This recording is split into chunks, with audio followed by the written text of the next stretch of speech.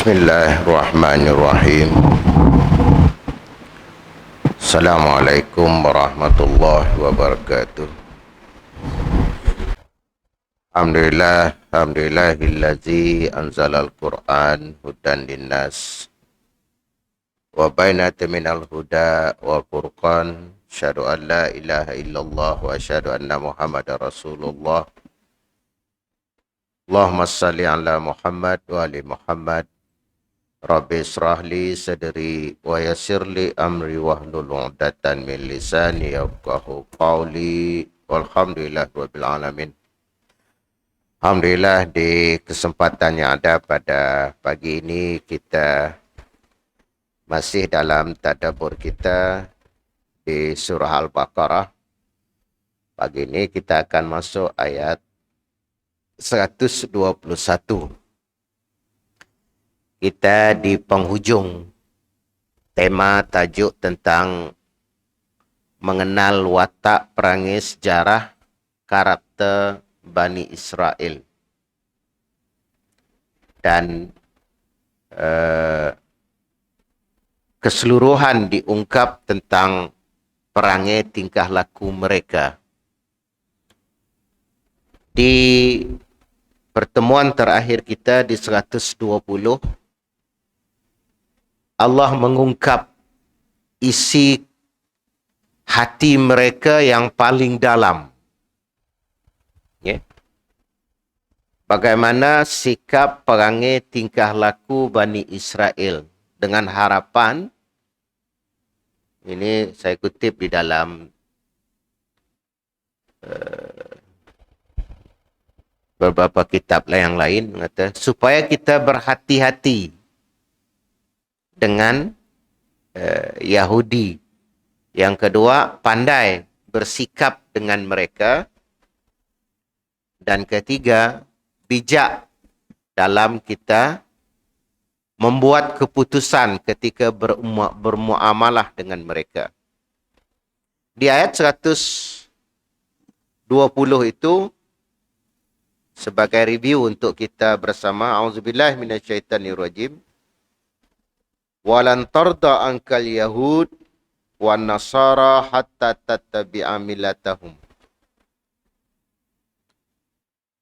Jadi dikatakan dalam ayat ini bahawa orang Yahudi itu tidak senang kepada kamu sehingga kamu mengikuti agama mereka. Kalimat yang dipakai itu kalimat tarda, ridha. Ya. Bermakna urusannya urusan dalam. Mun saya pakai bahasa kampung senang lagi lah. Macam ni. Hati perutnya. Urusan dalam. Jadi kalau dulu sikapnya pelbagai dengan Tuhan, dengan Nabi, dengan kitab, hatta sampai kepada Jibril alaihissalam itu naknya declare musuh. Adu.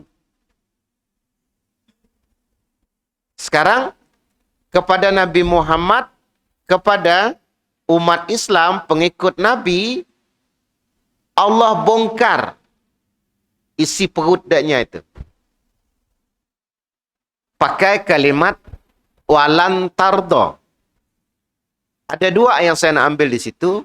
Kalimat lan dalam bahasa Arab itu, mun saya nak terjemah secara mudah itu, tidak akan ridha sama sekali.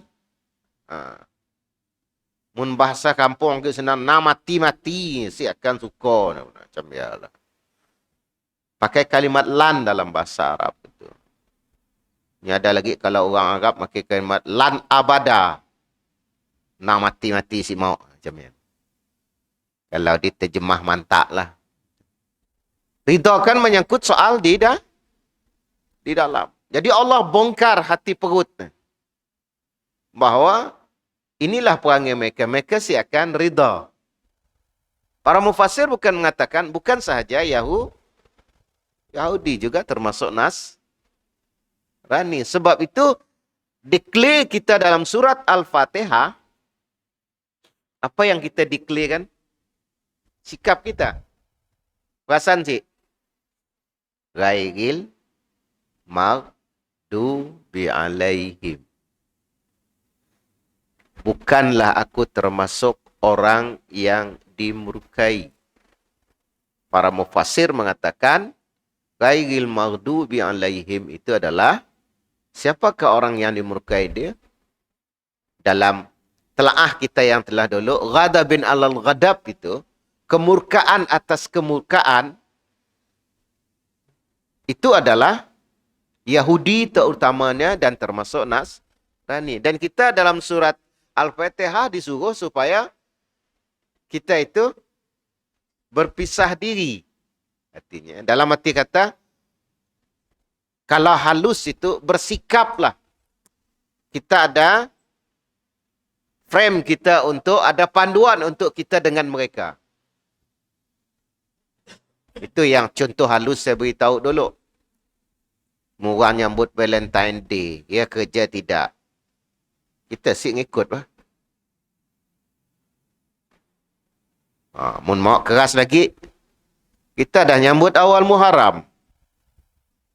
Apa hal kita ngikutnya? Pukul 12 malam. Tahun baru.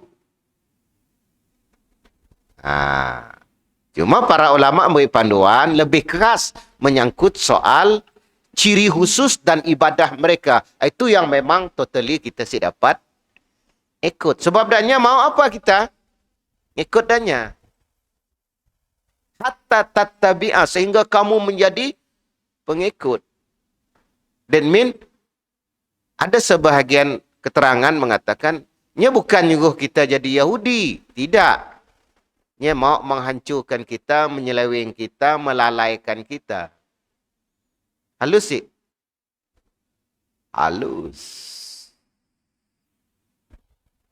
Menyangkut soal cara kita berfikir, cara kita bertindak, cara kita berbuat. Juga menyangkut soal sistem kita. Nah ini kerja adatnya. Walan tarda ankal yahud wan nasara hatta tattabi'a millatahum.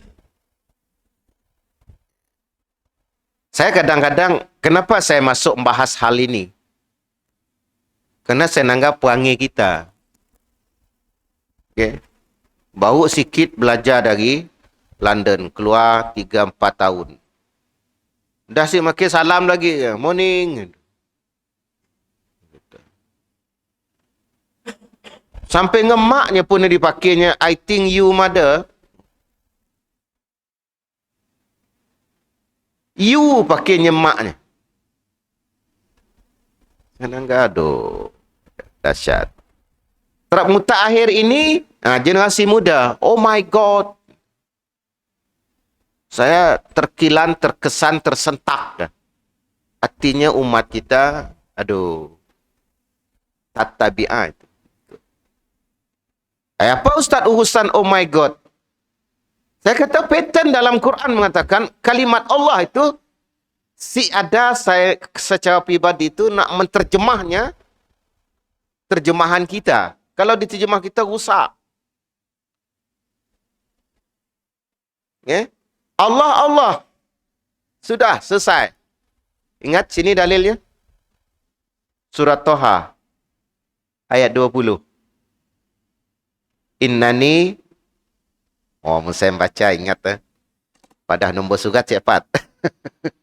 Innani anallah, sesungguhnya aku ini adalah Allah. Selesai. Tidak ada terjemahan lagi. Sebab itu the name of God kita tukar kepada the name of Allah. Nanti God itu boleh pelbagai, tapi kalau Allah itu satu. Coba tukar ke bahasa Betawi, bahasa Jawa, kan ceritanya lain. Gusti kan? Tukar ke bahasa Iban, Betara. Tukar ke bahasa Inggris, God. Saya tanya, what is the meaning Gusti, Betara, God? Sebab yang berhak memberi nama Allah adalah Allah pun, bukan kita. Nabi hanya menyatakan, even Nabi pun hanya madah, nama Tuhan kita Allah. Selain Allah apa? La dalam syahadah ditolak. Nah, itu saya ngajar syahadah. Nanti ada definisi yang mengatakan Tuhan itu boleh hak, boleh batil. Tapi kalau Allah itu hak, ilahul hak. Saya bab ni keras kenapa? Anak kita keliru. Akhirnya bila sedikit, oh my God, oh my God. Sebab kita buka dalam kitab Al-Azkar. Ini Profesor Unimas tu ngajar tu. Kitab Al-Azkar Imam Nawawi. Apapun yang kita ucapkan, Nabi dah ajar semua. Kita terkejutkah? Kita berkasitkah? Semua cara dah diajar oleh Nabi. Jangan ikut Yahudi. Even kita minum pun dah diajar oleh Nabi. Sebelum minum, apa? Coba, Angga. Pastikan tu halalkah haram. Yang kedua, baca bismillah. Mu nak baca Allahumma barik lana, silakan. Tapi paling kurang bismillah. Mu nak nyambung Ar-Rahmanir Rahim pun boleh. Okay? Jangan kita terus goncang, buka botol. Kan? Ada kan? Ingat pelomba motosikal lah. Ni simak ikut lah. Ngoncang arak. Itu budaya mereka. Kita jangan ikut. Itu baru bab minum tu. Nabi ajar. Pertama, pastikan dia halal. Yang kedua, baca bismillah paling kurang. Yang kedua apa? Pakai tangan kanan. Ya gulam itu. Kata dalam hadis itu kan. Pakailah tangan kanan, sebutlah bismillah. Memakai tangan kiri, Ustaz. Satu perbuatan syaitan. Kerja kiri itu underground. Tahu underground? Tapi jangan mentang-mentang kerananya underground, kita nganok kerja kau nak kemai aja. Asyik lah boleh. Menyiasat dan bolah kerja. Siapa nak bolah nak? Sebab ya kita hargainya, beriknya jam, beriknya cincin, menghargainya. Batuk kerja tu sain itu. Nah. Sain zap dapat gaji nak. Kerjanya nak bagus saja. Tapi sih boleh jahitnya. Kerana kerjanya jahit, kita jahitnya sih boleh. Tu kena pandai juga. Dah cukup? Pastikan halal. Baca bismillah. Kemudian angkat tangan kanan. Cara nyirup dia pun diajar Nabi sih boleh. One glass, one go, one kick. Nanya kan kalau dah minum, nanggap perang edaknya. Itu saya kadang tanya, Islam kan isi kita? Tidak. Nabi dengan tahapan demi tahapan, sehingga diajar lebih halus lagi. Baca Alhamdulillah. Tu baru bab minum. Supaya kita ikut Yahudi. Belum bab cara pakai. Belum lagi bab cara bertemu. Kita bertemu kan ikut cara Melayu. Nah, dah Ustaz, orang ikut cara Melayu. Oh, Pok. Melayu lah. Adakah nya Islam? Ya, nya Islam tapi ngikut cara Melayu. Memahami wala tattabi'u hatta tattabi' sehingga kita ikut mereka. Tengok tangga sekarang. Ikut juga rambut dari jadi, niup juga lilin. Kan? Lilinnya problem saya. Sebab lilin itu api budaya majusi. Pada skala besar apa? Minta maaf. Nanti sukan besar-besar dunia pakai api. Itu budaya majusi. Kita lilin. Kan pelik nak. Coba renung bagus-bagus. Pasang lilin. Ketik api. Lampu terang. Pelik sih. Di rumah pun ada spotlight. Nah, pahal masang lilin. Yang boleh pelik unik apa? Membahasa kasar saya paloi lah. Tiup. Dah pasang, tiup pergi beli juga. Ya, renungan saya. Salahkah Maulah Ustaz? Tidak, tapi sedikit demi sedikit, zira'in wa zira'in kita dah ikut mereka. Nanti sampai kepada rentak cara hidup, cara bersikap apa semua. Memang target mereka hatta tatabi'ah. Cuma tadi saya baca panduan khusus yang khususnya ketika ciri mereka yang khusus, ibadah mereka itu yang dilarang keras. Okay? Itu dilarang keras. Sehingga saya kadang sampai ke peringkat coba sedikit negur. Even ke tentera pun saya coba nak negur itu. Dalam hadis mengatakan, madah memperjuangkan Nabi, ikut sunnah Nabi, okey. Nabi dalam janggut dengan misai ni kaya? Tipiskan misai pelihara janggut. Betul? Kita akan terbalik. Cukur janggut, tebalkan misai. Terbalik kan? Betul? Madah aku ikut sunnah. Tiap tahun kan nyambut Maulid Rasul? Itu tanpa sedar. Okey, maklum kita asyik tahu. Hukumnya Ustaz dah silah terlalu berat. Tapi itulah ciri orang Islam. Tipiskan misai, pelihara janggut. Tapi mau kita di tentera? Somet kedak ulas sak melintang kan? Pun makan pun sampai lekat. Cheeseburger dekat. Tekih-tekih anjing panas nak. Apa anjing panas? Hot dog. Itu saya madah ajak sikit-sikit. Kita mengikut. Kena Nabi nyuruh kita berbeza itu. Ini ayat ini. Wala tatabi'ah. Hatta tabi'ah sehingga kita ngikut mereka. Nah ini yang berlaku keras dalam kehidupan. Nanti menyangkut soal-soal besar dalam kehidupan. Walaupun dia salah tidaklah besar. Tapi kalau menyangkut soal ibadah mereka, cara khusus mereka, itu memang kita sikut. Tapi generasi akan datang tu bila saya dah nangga baru keluar sikit dari London 3-4 tahun. Oh my God. Sikit-sikit. Oh my God. OMG nak. Hingga dengar. Saya beri contoh kedua. Ketika kita naik kenderaan, jam ni raya.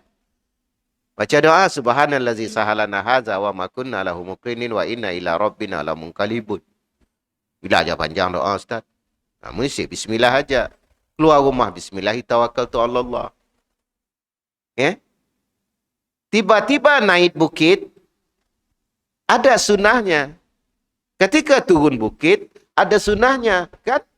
Sehalusnya diajar oleh Nabi ketika Bekasi. Kita ada caranya. Kadang orang Bekasi pakai cara Melayu. Ada ke Ustaz? Ada orang Bekasi cara Melayu, saya okey cara Nabi.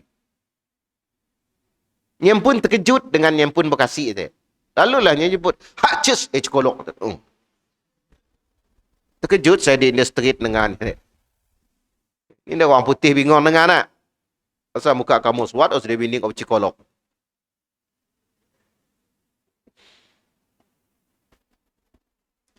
Yang dijumpa hanya dua. Mi kolok Haji Saleh dengan manok kolok.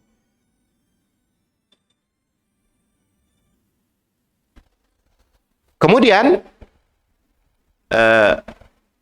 itu menyangkut soal yang remeh-temeh. Ketika kita jumpa dengan good morning, good afternoon, nak? Morning, gitu. Salah ke Ustaz? Cik salah. Cuba cam mana-mana.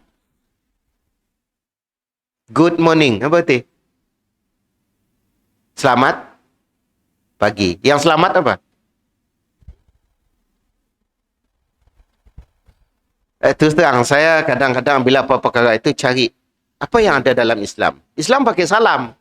Apa hikmah salam? 4. Kita nyebut dia aja. Salam itu nama Allah.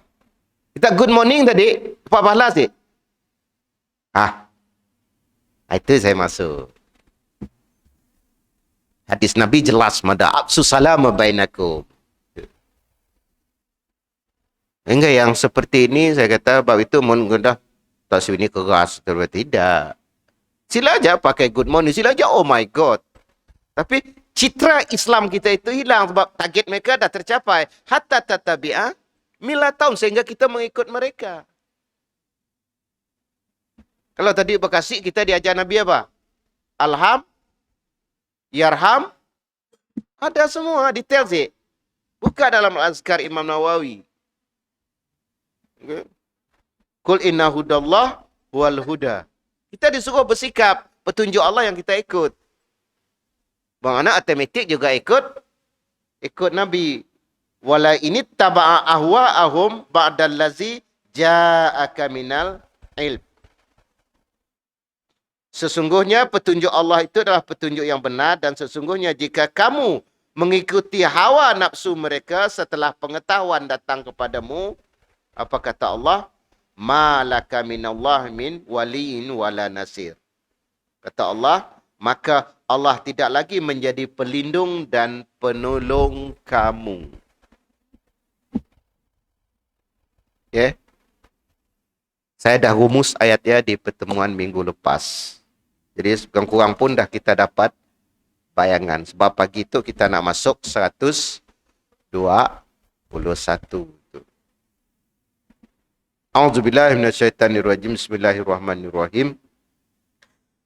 Allazina atainahumul kitab yatlunahu haqqa tilawati ulaika yu'minuna bihi wa man yakfur bihi fa ulaika humul khashirun. Okay. Ayat 121. Orang-orang yang telah kami berikan kitab kepada mereka, mereka membacakan dengan bacaan yang sebenarnya, mereka itu beriman kepadanya. Okay.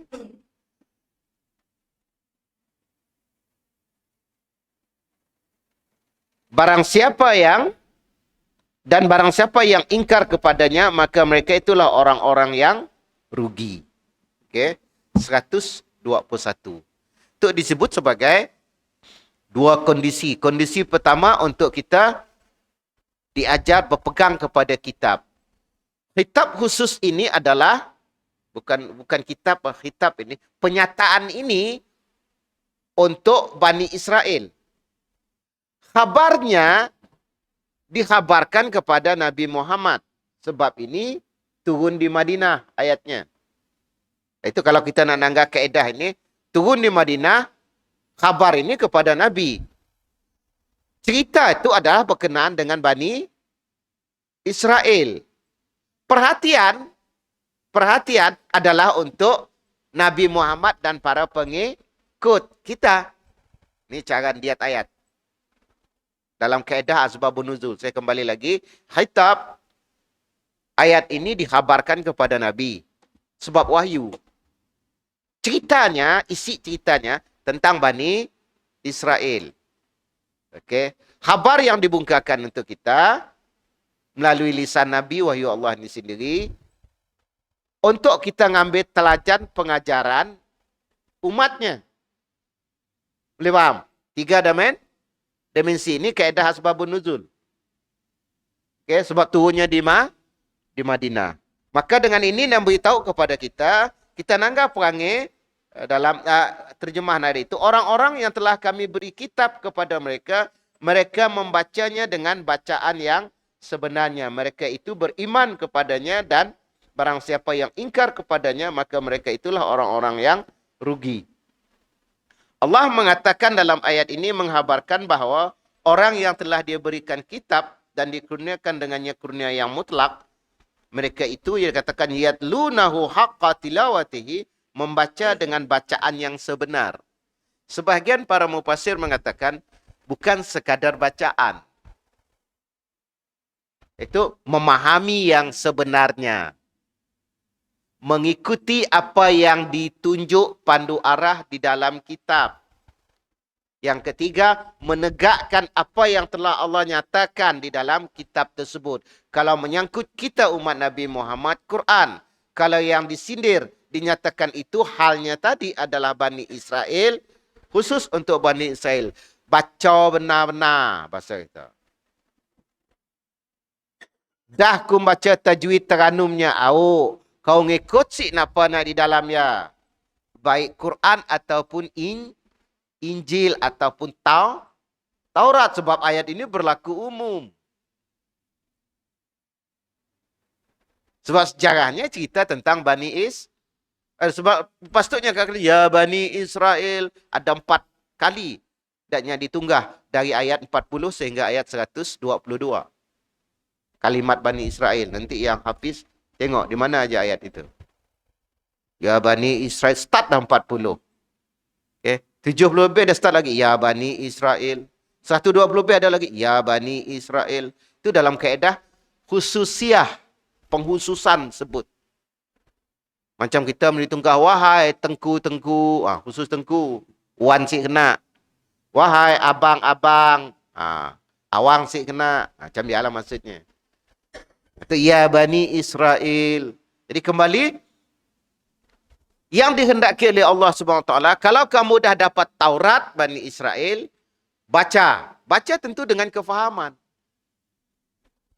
Dah kamu baca tidak dengan kefahaman? Baca dengan kefahaman. Yang kedua, baca itu adalah baca mengikuti apa yang di dalam Quran, di dalam Taurat, apapun di dalam Injil. Kaedah dalam penafsiran, ayat itu khusus, tapi berlaku untuk umum. Ketika kita disuruh berpegang sebenarnya dengan Taurat, itu sindiran Allah kepada Bani Israel. Kita juga sama, berpegang benar dengan Quran. Tapi kita kan Quran kadang-kadang apa? Baru tahap teknikal. Okay? Sepatutnya masuk tahap yang seterusnya Quran itu jadi apa? Konsep berfikir, konsep bertindak, konsep berbuat. Mari saya jelas ini sepanjang perjalanan dengan pakar motivator. Sebab saya seharian program di Terbeluk, tafakur diri. Okay? Saya kata, kalau memang Quran ini diambil sebagai konsep jalan kehidupan kita, saya kata dunia aman. Dunia aman. Amin. Kita ini para pendakwah, para ustaz, susah nak memahamkan dengan orang. Itu sering saya beritahu, contoh kecil. Yang pergi haji, yang pergi umrah. Di Mekah, di Madinah. Orang berjual kaki 5 ditutup dengan kain najat tinggal. Siapa berani curi? Berani curi? Berani? Aman sih? Aman ketika melaksanakan hukum Islam. Kita mesti percaya tinggallah handphone dok. Kat industri. Tunggu 4 hari cari ada sih. Sibuk ditinggal, layap sikit aja.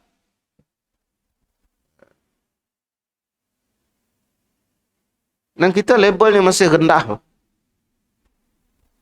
Rendah. Humanisme kejiwaan kita. Baik itu Jepun, tahapnya tinggi. Bagus. Sekarang daknya sampai kepada parit daknya pun dah macam aquarium. Parit macam aquarium. Kita bila disebut parit dah. Namun istilah kampung kami, juru. Jepun dah mau usahakan paritnya adalah macam aquarium. Ada ikan berenang, rinduk, langgar. Tong sampahnya bersih. Kan? Kita belum label ya nak? Mun saya engkah sikit aja kita di Kuching tu. Tolong industri kita mula peraturan siapa buang sampah denda 1,000. Nak anggar orang respon. Mun saya secara jujur merespon. Mun yang si setuju itu. Bermakna ia adalah kaki sampah. Orang yang sanggup disiplin, orang yang sanggup buat peraturan, orang yang suka kepada kebersihan. Dia sih takut dengan hukum 1,000 sebab dia bukan penyampah. Macam mana juga hukum Allah. Dia sih takut dengan hukum potong tangan. Apa sebab dia bukan pencuri. Mungkin kita si pencuri takut sih. Apa kata orang putih? Ada yang ngawak utainya. Aku si curi. Tidak. Pencuri si akan apa? Orang yang bukan curi si akan takut dengan hukum curi. Potong tangan, potong pala pun si takut. Mungkin tahu ada lebih daripada ya pun potong 40 sayat badan. Siapa curi? Si curi kenapa takut? Tidak. Yang cerita kami orang escape di sekolah. Siapa escape dihukum itu. Bagi yang bukan kaki escape, relax aja dengan hukuman sekolah anda. Siapa escape? Mesti escape? Si kena nak? Mun you melanggar juga, you escape. Apa mana you kaki es? Macam lah cerita dalam hukum Islam. Mun you bukan kaki curi, kenapa takut? Betul? Mun you yang bukan kaki maksiat, kenapa takut? Betul? Saya nak maham masyarakat bukan senang benda tu. Sehingga orang nak nerima Islam itu sendiri sebagai suatu konsep. Dan kita menemui konsep ini dengan analisis yang ada. Islam itu bersifat preventif. Apa bahasa kita? Prevention. Betul ke bang? Belakang. Aku orang putih saya salah ke lah. Prevention. Ya, betul? Prevention. Oh, terima kasih. Saya tu bahasa Inggeris kacau sikit. Lepas itu saya minta tegur. Ini ada dalam kaedah kami bahasa Arab. Al-wikayah khairun minal ilaj. Itu bahasa Arab. Ya, prevention better than cure. Terima kasih, bang. Tuh, bila saya nangga mukanya, saya ingat Belaga. Banyak gila Raden di Belaga. Okey? Kembali untuk kita bersama. Ini sikap perangai kita bila menghadapi apa yang ditetapkan oleh Allah dalam kitab itu sendiri. Cuma kita diminta itu hanya untuk beriman saja. Nanti dalam melaksanakan, nanti kita fikirkan.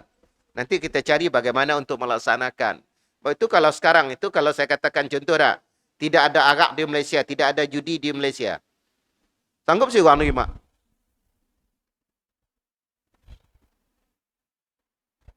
Kes yang terjadi, eksekutif bankrupt, eksekutif muda. Tiba-tiba aja bankrupt. Dan main dalam tu nak. Slot. Kan? Senyum.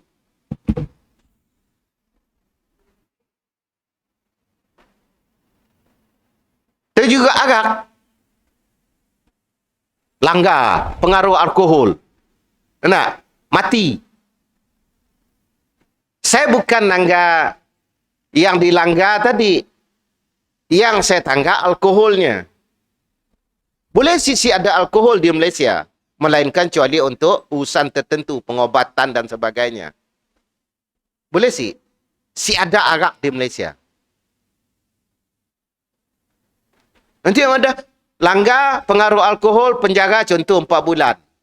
Enggak? Girlfriend kita dilanggar mau sih? Pasal penjara 4 bulan.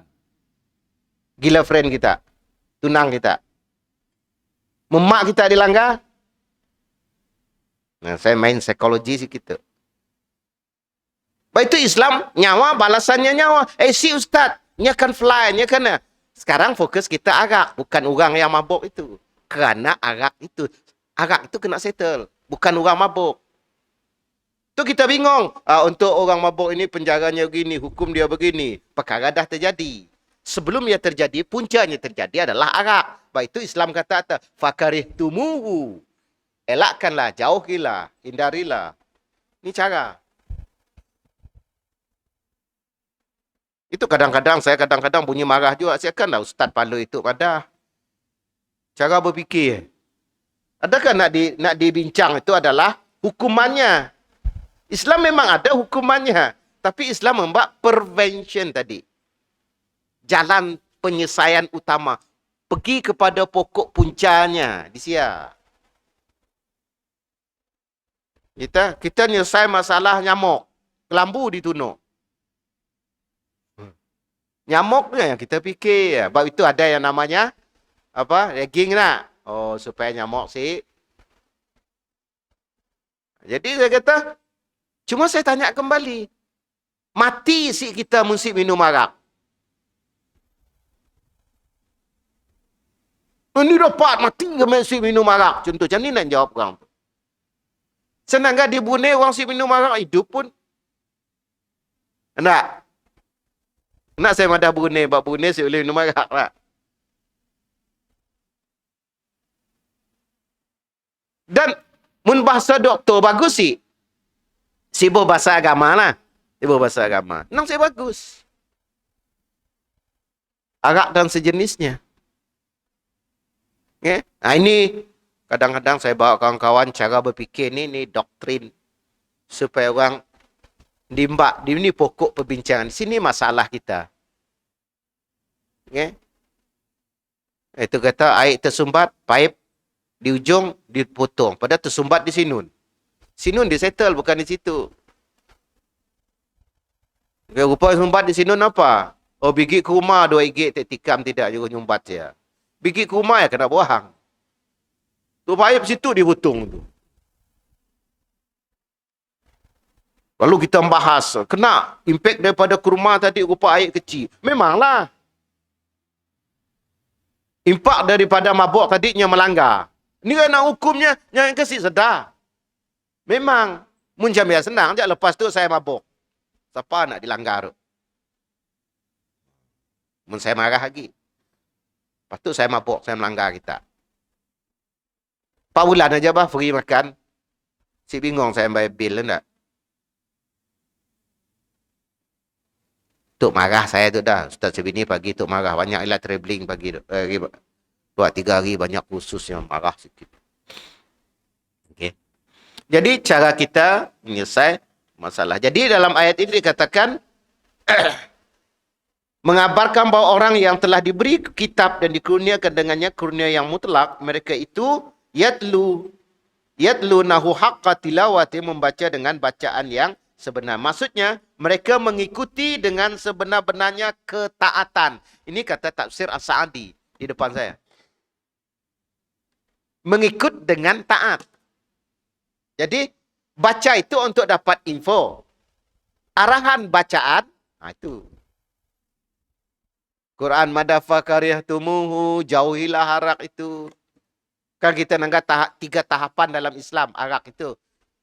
Ketika Nabi melarang, pertama apa? Janganlah kamu solat, kamu dalam kondisi mabuk. Oh, bermakna luar solat? Boleh. Tapi pada sisi kedua, janganlah kamu minum arak. Stage 2. Tapi bila masuk level 3 nak. Stage 3. Fakarihtumuhu. Jauhilah arak itu. Maka sahabat-sahabat Nabi buang semua arak. Boleh sih. Nah, ini step dia. Saya dah banyak berulang kali ada step-step itu. Saya pun ada cara step sendiri. Pertama, naikkan cukai arak. Yang kedua, limitkan lesen arak. Kalau di Sarawak 3 gig aja. Zon tengah, zon utara, zon selatan. Nak beli arak ada di Kuching, ada di Sibu, ada di Miri. Limit, step. Yang kedua, masa beli. Hanya boleh beli jam 11 sampai 11.30. Lagi, lepas saya pola lagi peraturan, yang boleh beli hanya 21 tahun ke atas. Apa lagi seterusnya? Sebab sebenarnya, apa tujuan saya? Saya ada arak, dah, ya aja. Cuma, kita ikut dalam hierarki dalam dakwah. Namanya marhalah. Step by step. Kalau ikut hati saya, saya ada arak di Malaysia, selesai. Di sebalik itu ada nanti namanya memahami bahaya arak. Tahu kesan daripada arak. Dah masyarakat faham semua sih. Kalau saya cakap arak, adakah arak aja? Tidak, sama dengannya. Batu, sayur. Oh, senyum tidak pada batu sayur. Bahasa faham nak? Saya sih faham gila. Betul saya susah nak ngurai tentang slot. Ada namanya clean tak? Slot dia beradik dengan clean. Nanti kena Ustaz. Kena saya nanya. Ya nak ya Ustaz. Dalam mainnya.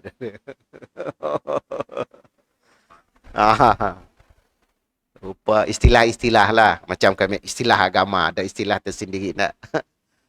Okay.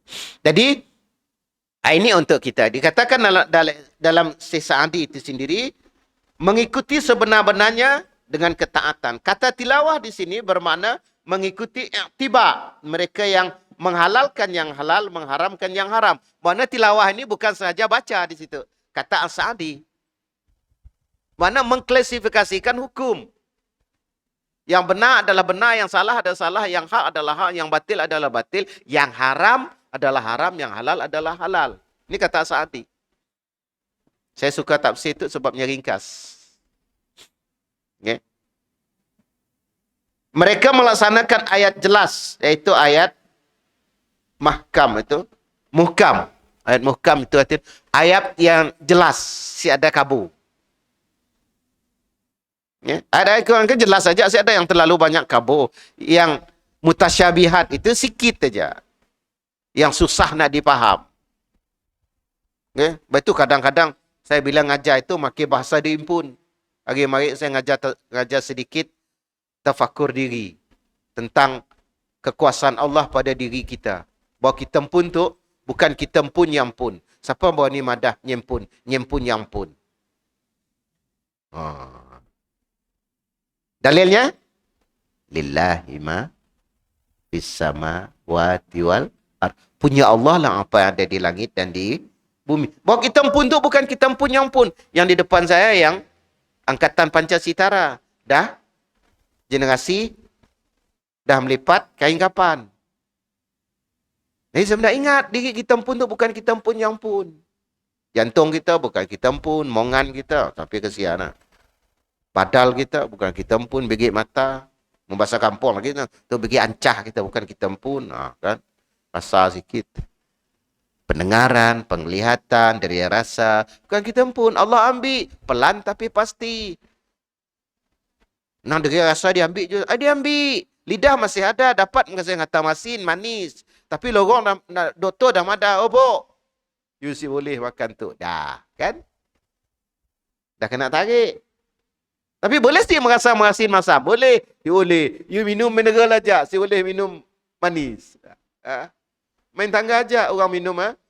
Air bandung tak? Jeli rasa lidah nak minum. Tidak dapat. Allah dah tarik nikmat. Mesti dapat daging gigit nak keras. Allah dah tarik gigi. Dah buruk. Dah dicabut. Kemudian makan gigi palsu. Ni dapat makan tebu lagi. Window nak gawang makan tebu nak rap tu. Window makan tebu Dagi, sorry lah siapa makan tebu lagi. Mau minum air tebu. Allah tarik nikmat, pelan tapi pasti. Rela atau terpaksa kena terima. Ini tafakur diri. Mari saya bawa. Benar ada ayat ahkam dan ada ayat mutasyabihat. Dalam Quran itu ada dua. Ayat yang jelas dan ada ayat yang kabur. Susah nak dipaham. Perlu penjelasan, perlu penafsiran. Muhkamat dan mutasyabihat. Dah pernah belajar? Belum? Okay. Muhkamat, mutasyabihat. Ada dua topik itu. Ayat-ayat yang kabur. Contoh bila orang nak menafsirkan apa? Allah Maha mendengar. Macam ni dengar Allah, Ustaz. Okay, jadi problem tak? Tapi jangan di problem. Mendengar menurut Allah. Selesai. Yang itu dia macam ni telinga. Si boleh. Itu ada kaedah di situ. Ketika ayat-ayat yang akan menjadi mutasyabih. Ya, kita simak menyerupai Allah. Apa-apa Allah itu diserupakan. Laisa kamis. Mendengar yang mendengar menurut Allah. Tapi Allah pada Allah mendengar. Allah melihat, ya melihat. Tapi bukan melihat menurut kita, melihat menurut Allah.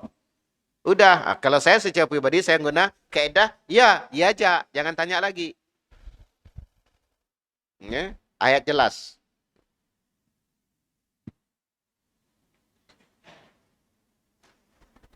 Itulah, dan beriman kepada ayat yang tidak jelas, mutasyabih. Itulah orang-orang yang bahagia, yakni ahli kitab, yang mengetahui tentang nikmat Allah dan mereka mensyukurinya. Mereka beriman kepada setiap rasul dan tidak membeza-bezakan salah seorang di antara mereka. Ada teguran di sini oleh Syekh Sa'di. Sebab ada sebahagian Yahudi kelak yang ambil sebahagian ajaran daripada kitab dan beriman sebahagian rasul. Kan? Ada nabi dan yang beriman. Ada nabi si beriman. Pada kita seluruhnya disuruh beriman. Ada ajaran di dalam kitab, baik kitab mereka atau kitab mereka. Kita pun kadang macam ya juga. Ada nak diambil kita, ada si diambil, ditolak. Mun si ngambil, beriman si ke satu, kadang-kadang si ngambil, ditolak. Ini problem. Beriman kepada sebahagian ayat, sebahagian kitab. Panggil Yahudi ada. Kepada Nabi lainnya beriman, tapi kepada Nabi Muhammad, kena. Bukan geng ai. Bahasa kita lah. Banyak orang Arab, bukan Bani Israel. Pelik juga macam ni. Dalam Islam, menyedah Islam, siada kira bangsa. Ini namanya penyakit asobiah. Mereka itu orang beriman secara benar. Dan bukan orang-orang yang berkata, kami beriman kepada Taurat yang diturunkan kepada kami, namun kami ingkar terhadap Al-Quran.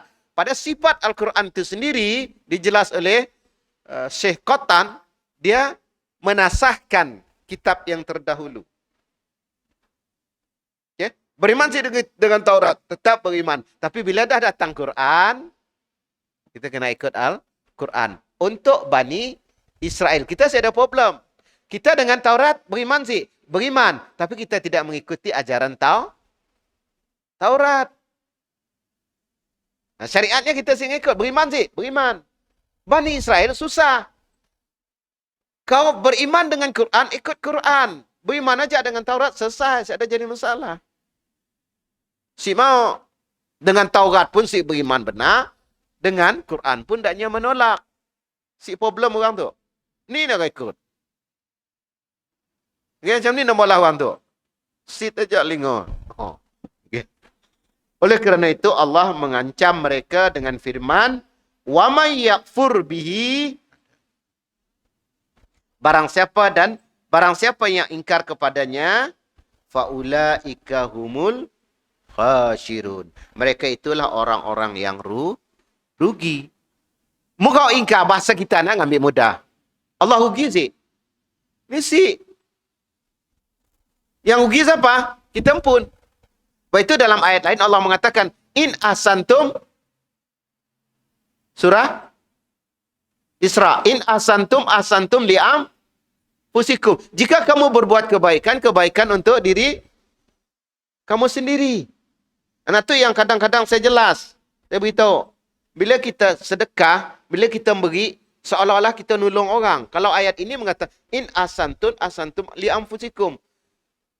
Mata kasar kita nolong orang. Tapi hakikatnya apa? Kita sedang buat pelaburan akhirat. Itu dikatakan ayat itu, in ahsantum li anfusikum. Jika kamu berbuat kebaikan, kebaikan untuk diri kamu sendiri. Tapi kedekut sih kita kan pun nak. Bila nak infak kedekut sih, berat nak. Kalau si duit dengan tenaga berat sih nak nolong. Sebab itu bila rumah Allah ni peluang untuk kita berbuat kebaikan. Itu sering saya beritahu mana-mana. Tangga rumah Allah. Jangan ngano AJK. Ni yang perlu kita tolong, kita tolong. Beritahu, perlu tu. Atau. Sebab kebaikan janganlah. Kita pun. Memang kita macam nolong orang. Itu bahasa kasar. Saya sebut itu sebagai matematik insaniah. Hakikatnya, matematik ilahiyah. Kita sedang nolong diri kita pun. Itu sering saya juga beritahu, kita ada 100. Kita sedekah 10 ringgit. Nak 90 tu masuk ke mulut, keluar ke jamban. Nak 10 tu pelaburan akhirat. Ini cara kita memahami. Jadi kesimpulan yang saya ambil di sini, pertama, bahawa kita itu diajar untuk dengan Al-Quran itu memahami, mengikuti, tentu di awalnya dengan diyakini. Jangan sampai kita, Bani Israel itu, mereka memilah-memilih.